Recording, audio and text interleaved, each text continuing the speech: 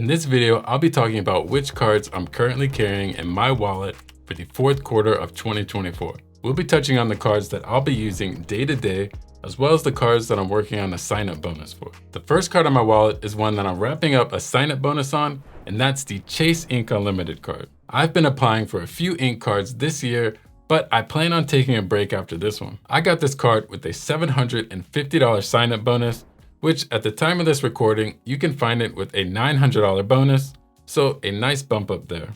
Also, I applied for this card a little sooner than I wanted to, just because Chase was ending that 40,000 point ink referral bonus that ended on September 3rd, so I wanted to take advantage of being able to get some more points. I had my wife refer me for this card, so in total, we'd get 115,000 points rather than just the 95,000 from the standard 20,000 referral bonus. Now, I have to say for me, the Ink Unlimited falls quite a bit short compared to the Ink Preferred and the Ink Cash, and the reason why is because of the points earnings. It's nice that this card doesn't have an annual fee or a spending cap on its earnings, which is that you get 1.5% cash back on all purchases. So it's basically a simplified business version of the Freedom Unlimited card. To be honest, I don't plan on keeping my business purchases on this card beyond hitting my sign-up bonus, as I don't really see any benefit of me keeping this card for any long-term use. For an ink card without an annual fee, I'd rather have the Ink Cash, which I did pick up earlier this year, but also keep in mind, you will have foreign transaction fees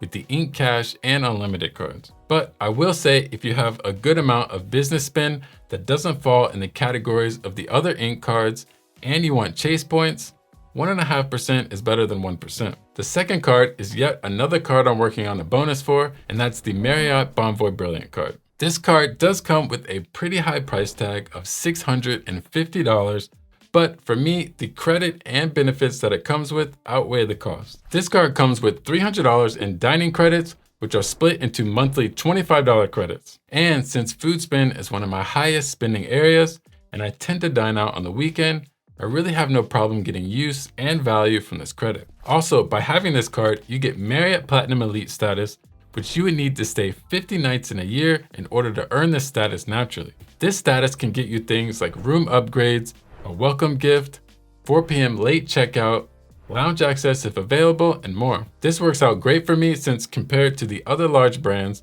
I do find myself staying in Marriott's more often, and just the fact that you can find Marriott hotels in a pretty wide variety of cities and countries. The other major benefit I really like with this card is that you get an annual 85,000 point free night award every year after your renewal month, which even at a value of half a cent per point, this would get you a $425 a night hotel. That on top of the $300 credit is worth $700 of value.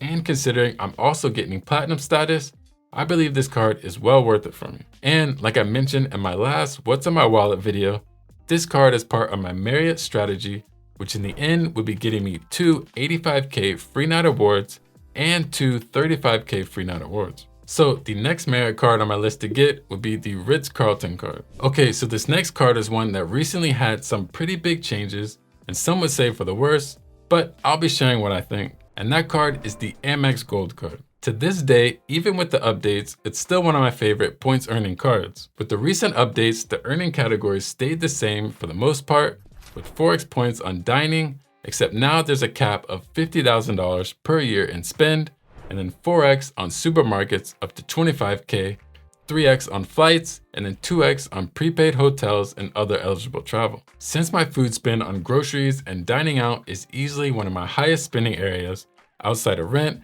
this card is key to my setup. And while these changes did make this card a bit more complicated, it managed to be even more valuable for me. Now, unfortunately, the Gold card's annual fee did increase from $250 to $325, so a nice $75 bump. And along with that came everybody's favorite move from Amex, and that's more credits. So aside from the $120 of Uber Cash and $120 of dining credits, we now have the addition of an $84 Dunkin' credit that's split into $7 a month, as well as a $100 Resy credit that's split into 2 semi-annual $50 statement credits. On paper, this is solid and much better than before, but now it definitely adds an extra layer of complication for some people especially those who are managing to get just enough value from this card to make it work. For me, the big plus was that they added the $100 Resy credit, and it was a miracle for us that they decided to split this credit up semi-annually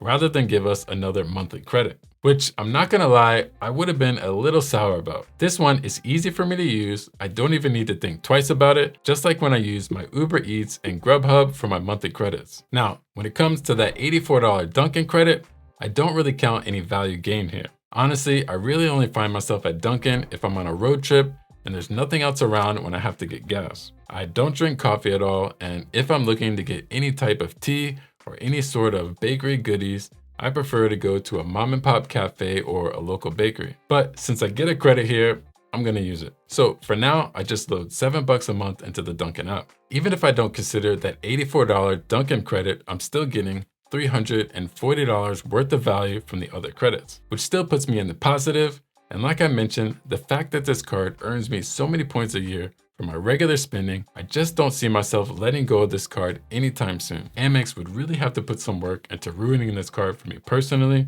but I understand for some people how these changes were for the worse. For this fourth card, I have another sign-up bonus that I just started working on, and it's for a new hotel card that my wife applied for, and that's the IHG Premier card. We got this card with a 140,000 point sign-up bonus after spending $3,000 in the first 3 months, which for me is a pretty easy spend to hit. It does come with a $99 annual fee, but to me, the benefits that this card offers easily surpasses the cost, and that's what really drove me into wanting to get this card.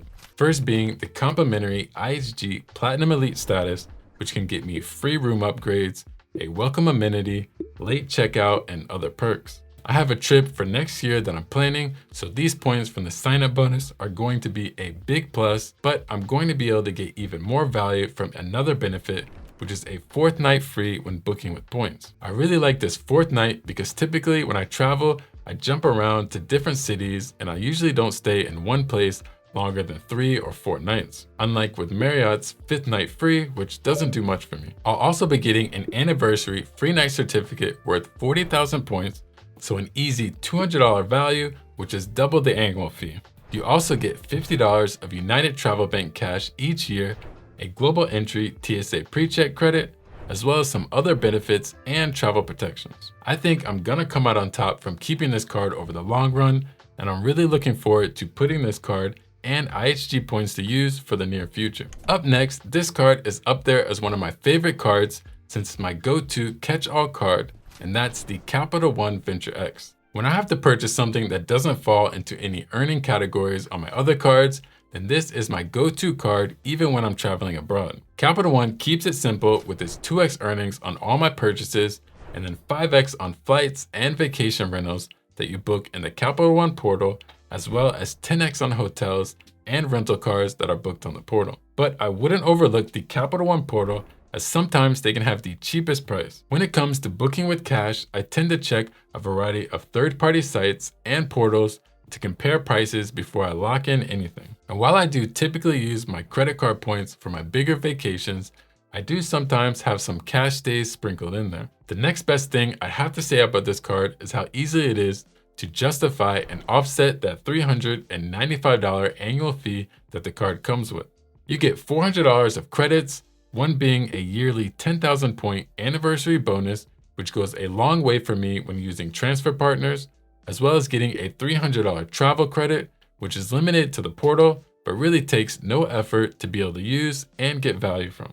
This $300 travel credit was a big help for me recently when I went to Lisbon. I had used my travel credit for a nice boutique hotel that I stayed at recently in Lisbon, Portugal, which was in Baixa, which is located in the downtown area. When I booked this hotel through the travel portal, at that time it was over $20 less a day compared to other sites, so I managed to save around $70 for 3 nights on top of using that travel credit. I just don't see any reason why this card would leave my wallet, since I'm always going to be getting value from it throughout the year and taking advantage of the benefits it offers. Alright, so this card here I had to include for the 4th quarter, since depending on the time of the year will determine if I'm really using this card at all or not, and that's the Chase Freedom Flex card. Now, the big draw for me on this card doesn't really lie in the other earnings that it offers, just because personally I have other cards that covers those categories except for drugstores.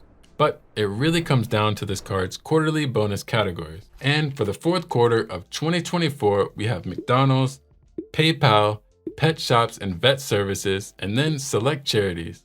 So this quarter will be pretty straightforward as I'll be putting all my $1,500 to spend through PayPal. For me, this year has been pretty decent for the category earnings on the Freedom Flex, with groceries being my main spend in Q1, restaurants for the second quarter, but last quarter was a little bit of a letdown. Since I don't spend much on gas being that I work from home, and the only other earnings were movie theaters and live entertainment, which I wasn't able to hit the cap for. All in all, I'm still content with being able to get 25K worth of points from the quarterly categories on this card alone, since the reality is, once I spend that $1,500, then this card doesn't get any more use from me, and the next step is just waiting and hoping that the next quarter will have some good earnings. So that's all the cards in my wallet for the fourth quarter of 2024. Let me know in the comments if you have any of these cards or if you're planning on getting any. Thanks for watching, and I'll catch you in the next one.